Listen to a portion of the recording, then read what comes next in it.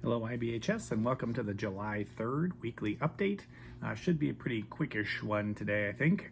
First is just a reminder that tomorrow is the 4th of July. It is a company holiday. You are not permitted to work that day with clients, supervision, training, anything at all.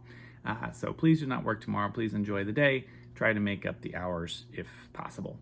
Next timesheets are due on Monday. Please make sure that they are done, completed, and submitted by Monday. So that's your e-time for sure, but also any paper timesheets, unit summaries, or anything else that you have to represent your time. July mini training will be on punishment, its uses and its effects and things like that. It will be another 90-minute training. You'll probably see kind of more of these as we go through, and it is part of that effort we're creating to have that 40 hours of initial training for new staff. So the information will be fairly basic, but it's still going to apply to your job. Would be a great refresher for any direct care staff who want to view it.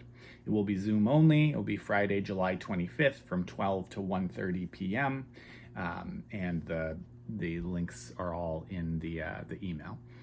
Jackie is off next week, so please don't reach out to her. And all Bethlehem staff, she will not be doing corrections, so her caseload, you will not get corrections, so you should not route her stuff until the following week. So please, Bethlehem cases, hold on routing until the following week.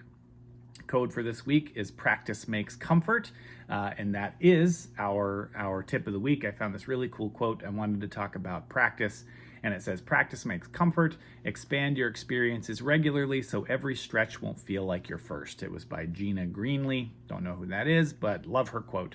And I love this idea because not only does it reiterate the importance of practice to build skills, but also this idea that it builds comfort, which implies that things aren't comfortable when you start doing them. So, we talk about this a lot, but we all as organisms have a tendency to try to avoid things that are uncomfortable, but it's not the right way.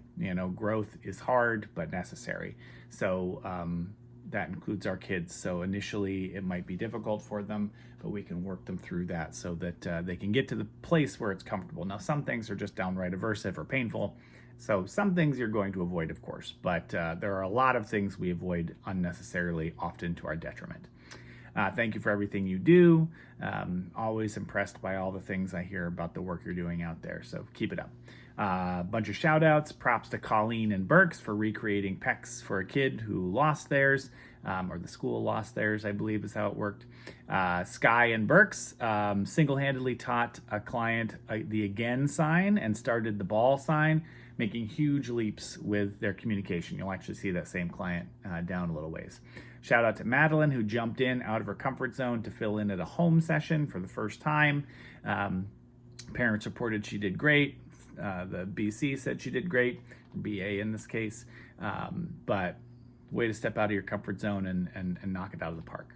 Weekly wins, RB, that's the kid we talked up there. Learning their sign mans, got them to approximate bubbles, and their language is just kind of opening up. The floodgates are open, they're getting it, they're having that moment. JR1 in Bethlehem, working on getting haircuts. They've had some really hard times with that, but looks like Chelsea in this case bought a low noise, low vibration buzzer to start to desensitize him, and they've been alternating. Really fantastic. If you've got questions about how that worked, reach out to Chelsea. I'm sure she'd be more than happy to help you with that. And then finally, a client in Bloom, don't know who it is. The mom reached out to Sarah and said, can you take me back to school so I can play with Sarah? How great is that? Love hearing stuff like that. And that was on a hard day where, Sarah kind of came home and she was like, did not go well. So sometimes we get surprised with the difference we make. So thank you all for everything you do. Have an amazing 4th of July if you do celebrate, and have a great weekend. Bye, guys.